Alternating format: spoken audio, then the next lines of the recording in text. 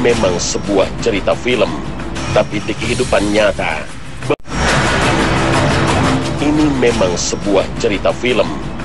di kehidupan nyata banyak orang mengaku melihat penampakan hantu. Lalu tersebarlah kisah menyeramkan di masyarakat, seperti pocong, kuntilanak, genderuwo, atau wewe gombel. Namun, entah kenapa, sosok ragam hantu seperti ini hanya berkembang di negeri kita.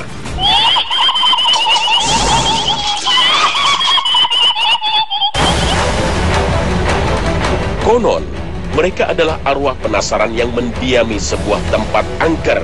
Akhirnya, banyak orang percaya di tempat terjadinya kecelakaan maut, pembantaian, atau lokasi orang gantung diri sering terlihat arwah bergentayangan. Konon, arwah-arwah ini belum diterima di bumi dan ingin kembali ke dunia. Manusia percaya telah memiliki kontrak hidup dengan Sang Maha Pencipta, misalnya 80 tahun. Namun ada kepercayaan yang berlebihan bahwa apabila sebelum mencapai usia itu, tiba-tiba ia mati secara terpaksa karena kecelakaan, dibunuh, atau bunuh diri. Inilah yang menyebabkan arwah gentayangan.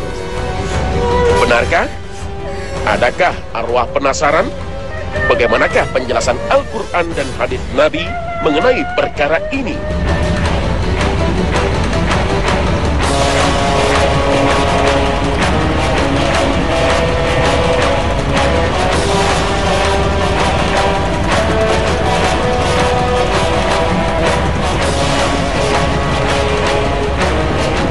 Assalamualaikum warahmatullahi wabarakatuh.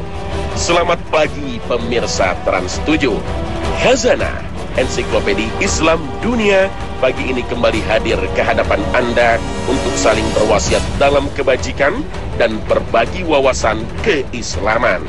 Semoga Allah merahmati kita semua hingga kita selalu berada dalam jalannya yang lurus dan menjadi hamba-hambanya yang soleh.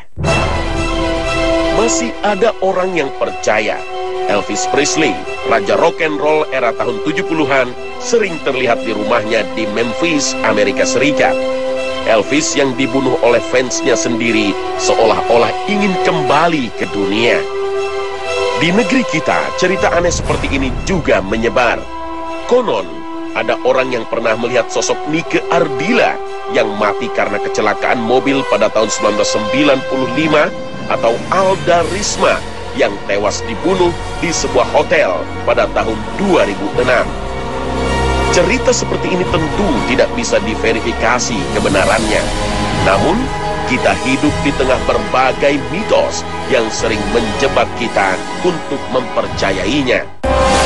Kita seringkali disuguhi berbagai tontonan mistis, misalnya tentang kuntilanak, yang dipercayai sosok hantu yang berasal dari perempuan hamil yang dibunuh, kemudian kembali ke dunia ingin menuntut balas. Masyarakat juga sering menyebut kuntilanak sebagai sundel bolong karena punggungnya bolong. Hantu sesungguhnya adalah jin yang memiliki kemampuan untuk menyerupai apa saja, termasuk manusia, sebagaimana dikisahkan dalam berbagai riwayat. Jin pernah mendatangi kaum musyrikin Mekah berwujud Suraqah bin Malik dan menjanjikan kemenangan bagi mereka untuk melawan Rasulullah Shallallahu Alaihi Wasallam. Sahabat Abu Hurairah radhiyallahu anhu pernah memergoki jin yang berbentuk orang tua yang tengah mencuri zakat. Kemudian Abu Hurairah sempat bertanya, bagaimana cara untuk terhindar dari godaan setan? Ia pun menjawabnya, bacalah ayat kursi. Dalam berbagai hadis, Rasulullah juga telah mengabarkan pada kita bahwa jin bisa beralih rupa menjadi binatang seperti keledai atau anjing hitam. Lalu benarkah hantu-hantu ini berawal dari arwah yang gentayangan? Ada sebuah dalil yang menyatakan mayit tidak merasa tenang ketika utangnya belum dilunasi. Dari Abu Hurairah radhiyallahu anhu, Nabi Shallallahu Alaihi Wasallam bersabda, jiwa seorang mukmin tergantung karena utangnya sampai utang itu dilunasi. Hadis riwayat Tirmizi, Ibnu Majah, dan disahihkan Syuaib Al-Arnauf. Dalam hadis lain dari Jabir bin Abdullah, beliau menceritakan ada seseorang yang meninggal. Kami memandikannya, memberinya minyak wangi dan mengkafaninya. Kemudian kami bawa ke hadapan Rasulullah SAW agar beliau mensolatinya. Mohon Anda mensolatinya, pinta kami. Beliau pun melangkah satu langkah. Apakah dia punya utang? Tanya Nabi. Ada 2 dinar, jawab kami. Tiba-tiba beliau kembali, hingga Abu Qatadah siap menanggung utangnya. 2 dinar tanggunganku, kata Abu Qatadah. Menjadi tanggungan orang yang berutang dan mayit telah lepas tangan? Tanya Nabi. Ya, jawab Jabir. Kemudian Nabi SAW bersedia mensolati jenazah orang itu. Keesokan harinya Nabi SAW bertanya kepada Abu Qatadah, bagaimana dengan 2 dinar? Dia baru meninggal kemarin, kata Abu Qatadah. Besoknya Abu Qatadah mendatangi Nabi SAW. Telah saya lunasi utangnya. Kemudian Nabi SAW bersabda, sekarang kulit mayit sudah menjadi dingin. Hadis riwayat Ahmad dan Al-Hakim. Hadis ini disahihkan Imam Az-Zahabi dan Syuaib Al-Arnauf. Hadis ini lebih menjelaskan orang yang berutang terbebas tanggung jawabnya secara sempurna setelah utang itu dilunasi. Dan ketika Rasulullah mengabarkan bahwa sang mayit sudah dingin, tidak kepanasan lagi menunjuk kepada siksa kubur. Tidak ada keterangan sama sekali, si mayit tidak diterima oleh bumi, hingga ruhnya gentayangan dan menjadi hantu yang membuat teror kepada manusia. Allah Ta'ala telah menegaskan dalam firman-Nya bahwa ruh manusia tidak bisa kembali ke dunia. Demikianlah keadaan orang-orang kafir itu, hingga apabila datang kematian kepada seseorang dari mereka, dia berkata, ya Tuhanku, kembalikanlah aku ke dunia, agar aku berbuat amal yang soleh terhadap yang telah aku tinggalkan. Sekali-kali tidak. Sesungguhnya itu adalah perkataan yang diucapkannya saja, dan di hadapan mereka ada dinding sampai hari mereka dibangkitkan. Al-Quran, Surah Al-Mu'minun, ayat 99 hingga 100.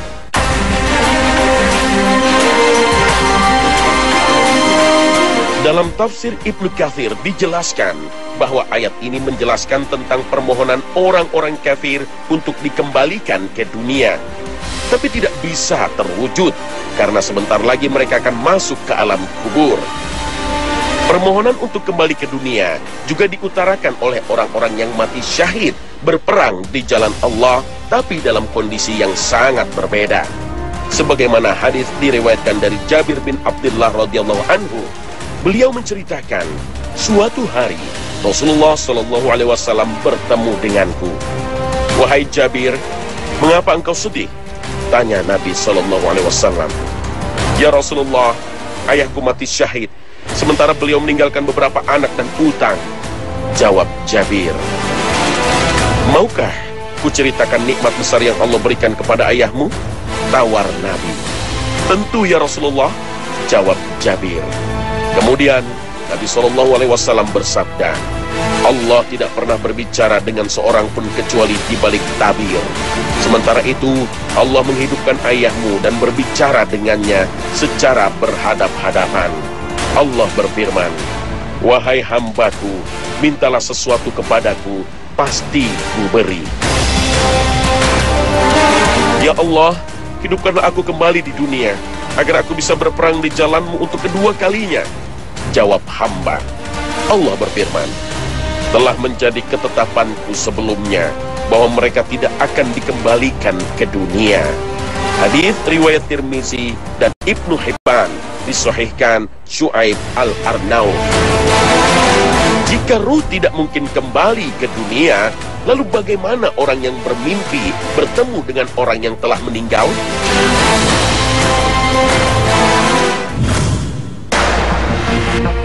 Keberadaan roh pada saat tidur merupakan fenomena gaib yang hanya Allah Ta'ala yang tahu.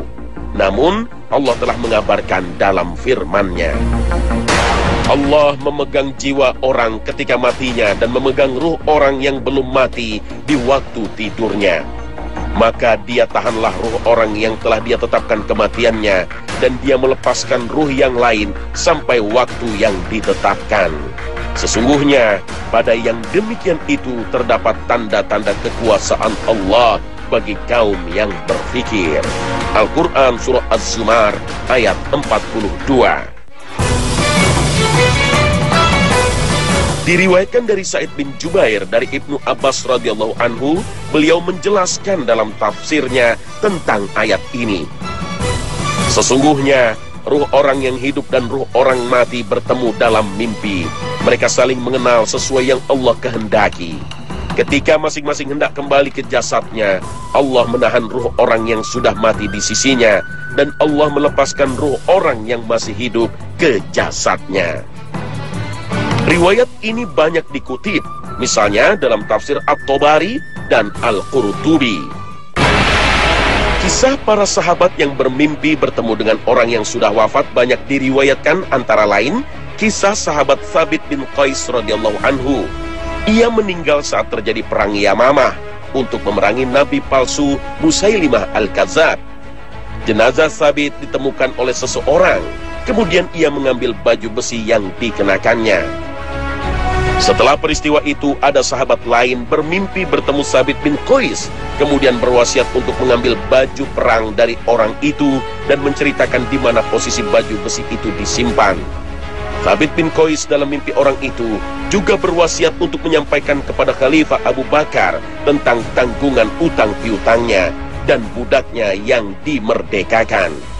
Kisah ini antara lain ditulis dalam kitab Dalail An-Nubuwah karya Imam Baihaqi dan kitab Al-Ittihaf karya Al-Busiri.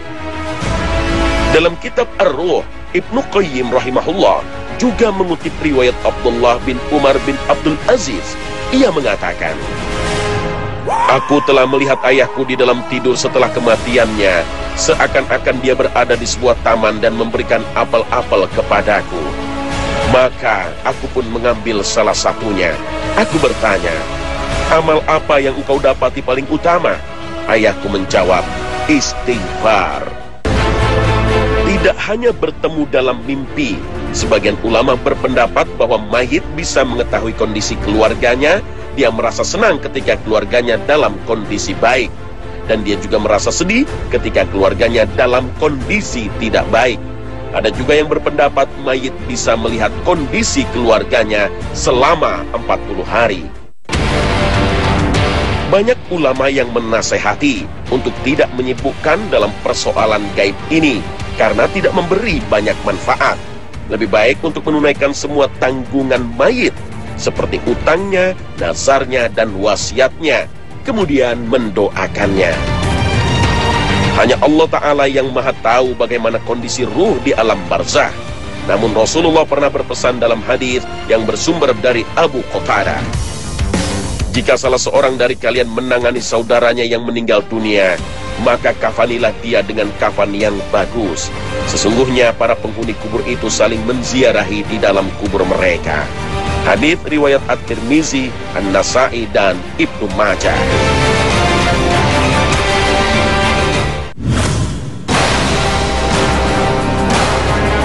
Alam secara garis besar terbagi menjadi 3, yaitu alam dunia, alam barzah, dan alam akhirat.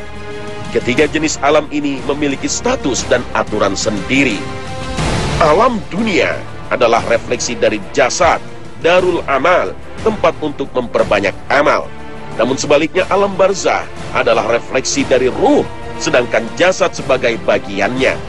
Dan terakhir alam akhirat atau dar al-qarar adalah alam setelah kebangkitan manusia dari kuburnya untuk mendapatkan balasan di mana jasad dan ruh digabungkan kembali. Kematian atau maut adalah berpisahnya ruh dengan jasad. Dan ketika pemisahan ini terjadi, ruh berada di alam barzah atau alam kubur. Ibarat perjalanan waktu, manusia yang sudah pindah ke alam lain itu tidak akan kembali ke alam semula. Ruh manusia yang sudah pindah ke alam barzah juga tidak akan kembali ke alam dunia. Barzah secara bahasa berarti pembatas antara dua hal. Yang dimaksud adalah pembatas antara alam dunia dengan alam akhirat. Dengan demikian ketika seorang meninggal, berpisah jasad dari ruhnya, maka ia tidak akan kembali ke alam dunia. Sebagaimana dijelaskan dalam Al-Quran, pada hari kiamat nanti orang-orang kafir akan memohon kepada Allah agar dikembalikan lagi ke dunia untuk beramal soleh. Tetapi permintaan itu ditolak oleh Allah. Ada beberapa pendapat tentang keberadaan ruh setelah meninggal hingga hari kiamat. Dari sekian banyak pendapat yang ada, tidak satu pun yang menerangkan bahwa ada ruh yang gentayangan. Ruh orang-orang beriman berada di alam barzah yang luas, yang di dalamnya ada ketenteraman dan rezeki serta kenikmatan. Sedangkan ruh orang-orang kafir berada di barzah yang sempit, yang di dalamnya hanya ada kesusahan dan siksa. Ruh-ruh yang bergentayangan itu sejatinya adalah setan yang melakukan tipu daya dengan menyerupai orang yang sudah meninggal. Setan yang berasal dari bangsa jin tengah memperdaya manusia untuk meyakini bahwa yang mereka lihat adalah ruh dari orang yang mereka kenal sebelumnya, hingga segala permintaannya dituruti. Kita tidak bisa berkomunikasi dengan orang yang sudah meninggal, sekalipun para nabi atau para wali. Dalam Al-Quran dijelaskan bahwa orang yang mati syahid sesungguhnya tidak mati. Allah Ta'ala berfirman, "Janganlah kamu mengira bahwa orang-orang yang gugur di jalan Allah itu mati. Bahkan mereka itu hidup di sisi Tuhannya dengan mendapat rezeki." Al-Quran Surah Ali Imran ayat 169. Dalam sebuah hadis juga diriwayatkan oleh Imam Al-Baihaqi dalam kitabnya Hayat Al-Anbiya fi Quburihim, bahwasanya Rasulullah SAW bersabda, "Para nabi itu hidup di dalam kubur. Mereka senantiasa dalam keadaan sholat." Hadis riwayat Al-Baihaqi. Namun keterangan ini tidak menjelaskan bahwa mereka bisa kembali ke dunia dan berkomunikasi dengan manusia. Ayat dan hadis ini lebih menjelaskan kehidupan lain di alam barzah yang dialami para syuhada dan para nabi. Kehidupan yang hakikatnya tidak dapat diketahui kecuali oleh Allah semata. Ketika orang meninggal dunia, ruh manusia melihat bagaimana orang-orang yang masih hidup memperlakukan dirinya. Sebagaimana hadis yang diriwayatkan Abu Sa'id Al-Khudri radhiyallahu anhu, Rasulullah bersabda, "Jika jenazah telah siap, kemudian kaum lelaki memikulnya di atas pundak-pundak mereka, maka jenazah itu orang soleh, ia berkata, 'Segerakanlah aku.' Tetapi jika tidak soleh, ia berkata kepada keluarganya, 'Celaka, akan kalian bawa kemana aku?' Segala sesuatu akan mendengar suaranya selain manusia, dan andaikan manusia mendengarnya, niscaya akan jatuh tersungkur." Hadis riwayat Bukhari.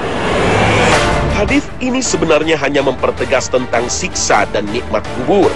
Orang-orang kafir yang meninggal akan mendapatkan siksa kubur.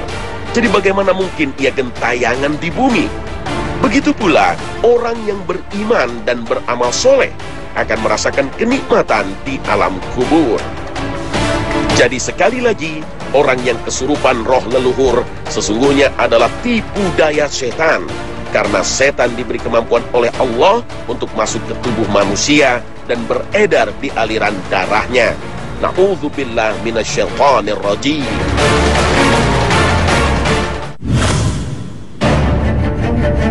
Roh adalah hal gaib yang bagi umat Islam wajib mempercayai keberadaannya. Allah Ta'ala berfirman, "Dan mereka bertanya kepadamu tentang roh. Katakanlah, roh itu termasuk urusan Tuhanmu, dan tidaklah kamu diberi pengetahuan melainkan sedikit." Al-Quran Surah Al-Isra ayat 85. Apa saja yang Allah Ta'ala dan Rasulnya ungkap tentang misteri roh ini? Dalam berbagai ayat, kata roh digandeng dengan diri Allah sebagai bentuk pemuliaan, bukan bagian dari zatnya. Dalam surat Al-Hijr ayat 29 Allah berfirman, "Maka apabila aku telah menyempurnakan kejadiannya dan telah meniupkan ke dalamnya roh dariku, maka tunduklah kamu kepadanya dengan bersujud." Roh sejatinya bukanlah nyawa. Terbukti malaikat baru meniupkan roh ke dalam janin pada bulan keempat masa kandungannya. Sedangkan janin sudah hidup di rahim, tumbuh dan berkembang. Jadi roh bukan penyebab kehidupan janin. Sebelum ditiupkan kepada janin, roh lebih dulu mengadakan persaksian di hadapan Allah untuk beriman dan menjalankan perintahnya. Jiwa kadang-kadang menyuruh manusia berbuat kejahatan, sedangkan roh selalu tunduk kepada perintah Allah Azza wa Jalla. Jiwa bisa mengalami sakit, seperti orang yang menderita sakit jiwa, sedangkan roh tidak pernah merasakan sakit. Jiwa merasa bahagia ketika mendapat kenikmatan dunia, sedangkan roh merasa bahagia jika jauh dari kenikmatan dunia. Jiwa gudangnya perasaan, hasrat, dan kadar keimanan, sedangkan roh adalah rahasia kemanusiaan, rahasia kekekalan di akhirat, dan rahasia kesadaran manusia. Jiwa hanya meninggalkan tubuh ketika tubuh telah mati, sedangkan roh dapat meninggalkan tubuh ketika tidur, kemudian kembali ketika terjaga. Ia akan meninggalkan tubuh jika tubuh telah mati. Jiwa akan dihisab pada hari kiamat, sebagaimana dijelaskan dalam surat Al-Mudaththir ayat 38. Tiap-tiap jiwa bertanggung jawab atas apa yang telah diperbuatnya. Sebagian ulama memisahkan antara jiwa dan roh. Roh manusia tidak akan dihisab dan tidak akan mendapat siksa neraka, karena roh bersumber dari cahaya Allah Azza wa Jalla. Allah Ta'ala berfirman, "Pada hari ketika orang-orang munafik laki-laki dan perempuan berkata kepada orang-orang yang beriman, 'Tunggulah kami supaya kami dapat mengambil sebahagian dari cahayamu.' Dikatakan kepada mereka, 'Kembalilah kamu ke belakang dan carilah sendiri cahaya untukmu.'" Al-Quran Surah Al-Hadid ayat 13. Orang yang bermaksiat dan tidak tunduk kepada perintah Allah telah kehilangan cahaya dari Allah.